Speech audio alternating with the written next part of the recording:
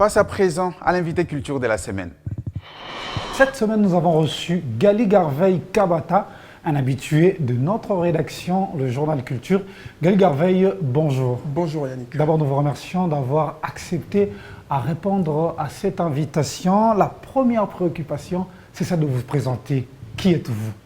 Alors, Gali Garveille, affectueusement appelé Gaga, artiste-chanteur, auteur-compositeur et producteur. Tu sors d'une famille rigoureuse, une famille des élites, d'un parent professeur, des parents professeurs, papa professeur de français, et vous vous êtes lancé dans la carrière musicale. On connaît tous les stéréotypes aujourd'hui qu'on garde de la musique, du monde musical. Est-ce que cela a été facile de vous lancer dans cette carrière? Est-ce que les parents ont facilement accepté que vous puissiez vous lancer dans la carrière musicale? Alors, facilement, je dirais que c'est trop dire aussi, mais après, ils ont carrément été d'accord, question de voir ce que ça allait produire, parce que dès le bas âge, ils voyaient déjà les talents. Et mes parents sont plutôt du genre, ils sont réalistes. Et mon père déjà a grandi dans une famille où son papa, lui, aimait beaucoup la musique. Et lui-même, il joue à la guitare, c'est-à-dire qu'il adore la musique. Il m'a donné un coup de pouce aussi, en quelque sorte, quand il a vu que j'avais les talents. Donc il m'a carrément donné l'accord.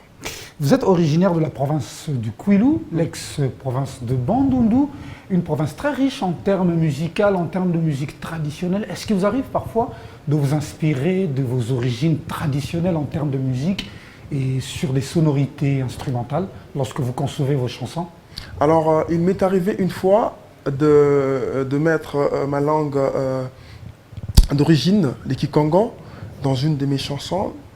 Et je me limiterai là parce que ça ne m'est jamais arrivé de m'inspirer des chansons folkloriques de mon village, non, parce que moi j'ai grandi dans la rumba avec mon père qui me faisait écouter souvent Zaïko et tout.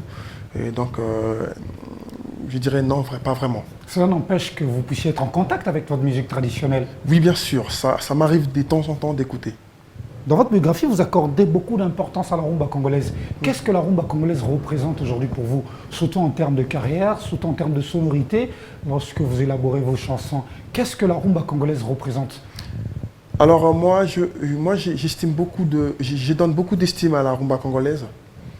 C'est une musique qui m'a vu naître, parce que je signale encore mon papa, que je salue, Rémi Kabata, est un grand fan de la rumba. Donc quand j'ai grandi avec de la rumba. C'est une musique qui m'a beaucoup inspiré, qui m'a donné un coup de pouce, qui a beaucoup influencé sur mon écriture, sur ma façon de faire. Donc finalement, je me suis retrouvé dans l'urbain, ce qui est bien aussi. Donc j'essaye quand même d'associer cette partie urbaine avec l'autre partie rumba pour faire ma musique. Donc c'est une musique quand même que je respecte beaucoup et que j'essaye de faire d'une façon ou d'une autre. Vous étiez qu'un simple auditeur passionné de la rumba congolaise, mais quel a été l'élément déclencheur aujourd'hui qui vous a poussé à vous lancer formellement dans une carrière musicale? Déjà, j'aimais beaucoup écouter les autres artistes. Je suis plutôt bon auditeur. Et voilà, ça me donnait beaucoup plus de motivation. Mais les jours où j'ai découvert que j'avais ma voix, c'était dans ma classe. Quand j'étais encore en secondaire, en 4e secondaire, j'ai chanté devant la classe alors que je ne savais pas ce qui était mon talent. Donc ils m'ont fait comprendre, les autres amis, que j'avais beaucoup de talent.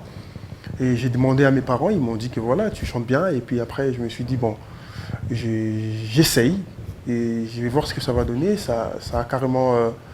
ça m'a permis aussi de faire ce que je fais maintenant. Donc c'est le courage que j'ai eu. Et donc voilà, je suis comme ça. Sur cette carrière musicale, est-ce que cela a été facile, les débuts, les premiers pas dans ce domaine? Essayez un peu de nous relater.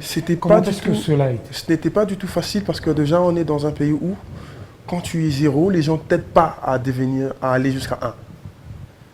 Quand tu es à 0, les gens ne t'aident pas à avoir 1. La plupart disent que tu es 0, bon tu es rien, reste là. Alors que normalement, les gens doivent prendre ceux qui ont 0, leur donner 1.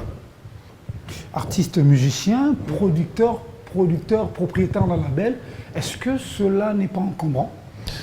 J'ai fait de mon possible de départager les rôles à chacun. C'est-à-dire que je livre les rôles à chaque personne, à chaque membre de l'équipe du label, de sorte que je n'aie pas tous les poids reposés sur ma tête. Donc j'ai ma part de responsabilité et je donne à chacun sa part de responsabilité. Je crois que je suis assez libre comme ça pour faire aussi ma musique. Est-ce que vous pensez aussi à des certains partenariats pour matérialiser votre vision? Bien sûr, ça c'est quelque chose de très évident. Ça doit arriver, sinon ça ne va pas parce que on ne peut pas continuer à se battre seul, il faut des appuis. Donc je crois que d'ici là, je vais avoir certains contrats pour avoir de partenariats évoluer. Parlons de l'opus que vous venez de lancer, c'est un single de combien de titres sur le marché? Je n'ai pas lancé un